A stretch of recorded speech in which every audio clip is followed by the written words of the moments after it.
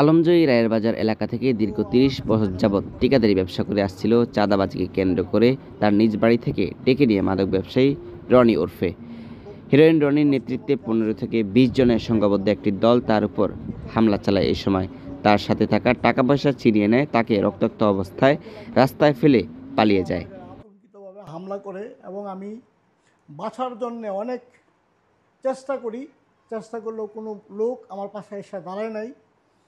আমি রক্তাক্ত অবস্থায় থানায় যাই, থানায় মামলা নিতে চায় নাই, ওনারা আমাকে মেডিকেল পাঠায়। আমি মেডিকেলে যাই, মেডিকেলে চিকিৎসা নিয়ে আবার থানায় আসি। ওনারা মামলা নিতে গড়িমসি করে বেশ কয়েকদিন আমাকে ২-৩ দিন আমাকে ঘোরাইছে। ঘোরানোর পরে তারা মামলা নিছে। আমি এখন কি করব? আমি এই সমাজের বিচক্ষণ এবং বিচারের কাছে, সমাজ ব্যবস্থার কাছে আমি দাবিতে আকুলভাবে বিনোদন জানাচ্ছি যে আমি কি করব, এই সমাজ এবং আইন যেন আমার দায়িত্ব নেয়। আমি বিগত ২০ বছর যাবৎ এই এলাকায় বৈধভাবে বাঙালি ব্যবসার সাথে জড়িত। আমার লাইসেন্স আছে, সমস্ত ডকুমেন্টস আছে। ৫ই আগস্টের পর থেকে রনি, হিরঞ্চি রনি, ওকে সবাই হিরঞ্চি রনি নামে চিনে, ও বিভিন্নভাবে আমারে ভয়ভীতি দেখায় এবং হুমকির মুখে রাখে। আমি আমার এলাকার বয়োজ্যেষ্ঠ যারা আছে ওনাদের কাছে বিভিন্নভাবে এক এক সময় ওনাদেরকে জানাইছি, জানাইলেও কাজ হয় নাই।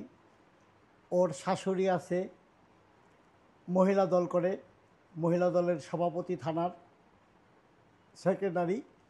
উনি ওনার নাম বাঙ্গায়া এলাকা থেকে বিভিন্ন গ্রেস থেকে মানুষের থেকে চাঁদাবাজি করে যাচ্ছে।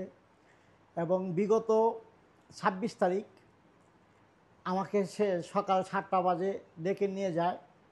ডেকে নিয়ে